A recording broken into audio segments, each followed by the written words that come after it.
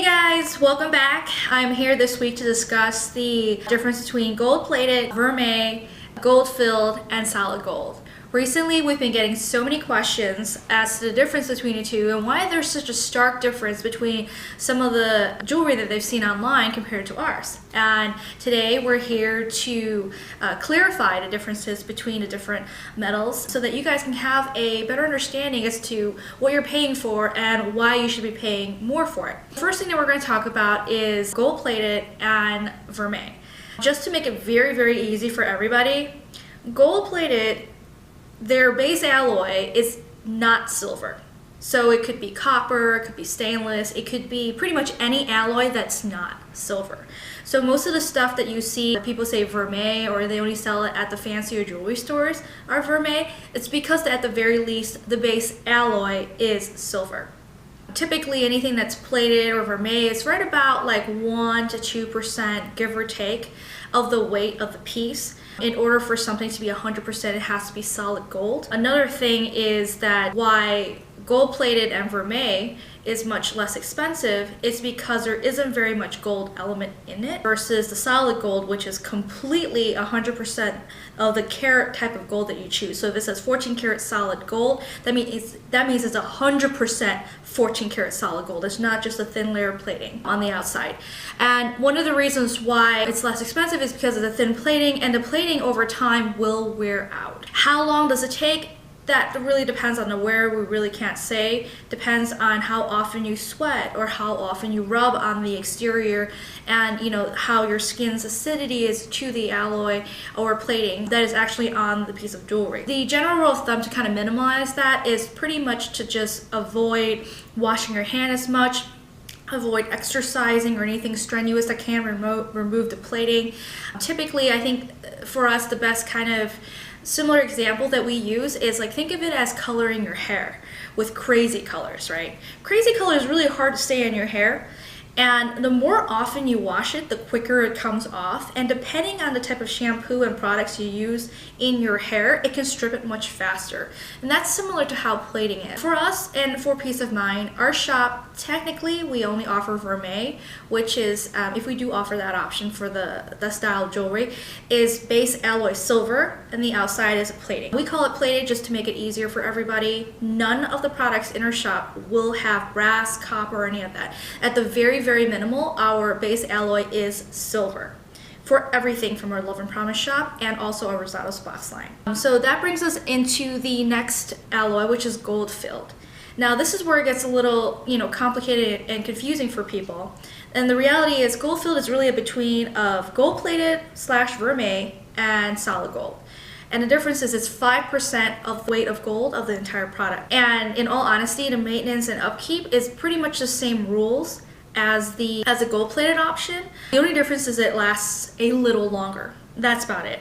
Plating will still come off. Sometimes people with higher acidity, hypothetically, versus a plated piece of jewelry, it might wear down a little bit slower, maybe a difference of 1 or 2 months, but it will still wear out. So that's one of the reasons why we typically recommend, if you want a long-term solution and something that's extremely sustainable, please opt the route of solid gold. Solid gold is pretty much, if you order in 14 karat, 18 karat, or platinum, it is 100% solid of that alloy. It's not just the base of something else. And so whatever you see it on day one will be the exact color it would be forever. There is one exception, which is the white gold.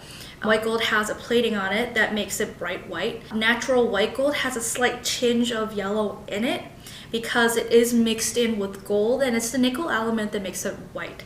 But in general, the color is kind of a stainless steel. It's not quite like, like a stark gray or something like that, but it's also not bright white. The only alloys that are actually bright white are like silver and platinum. Those are the two alloys that are permanently white without any plating that needs to be applied to it. And this is a general rule of thumb for all gold across the market, regardless if it's from our shop or at any big retail jeweler. For solid gold jewelry, one of the most frequently asked questions that we receive is, if it's solid rose gold, why does it stain my hand? black or gray or like a greenish color, right?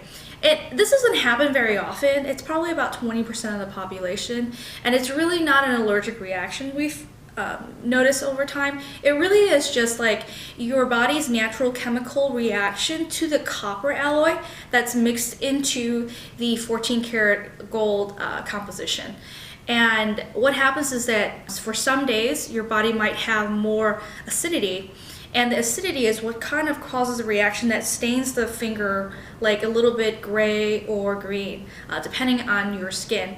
And you know, for us, we usually recommend to put a thin layer of nail polish or something that creates a barrier between the skin and the actual ring itself.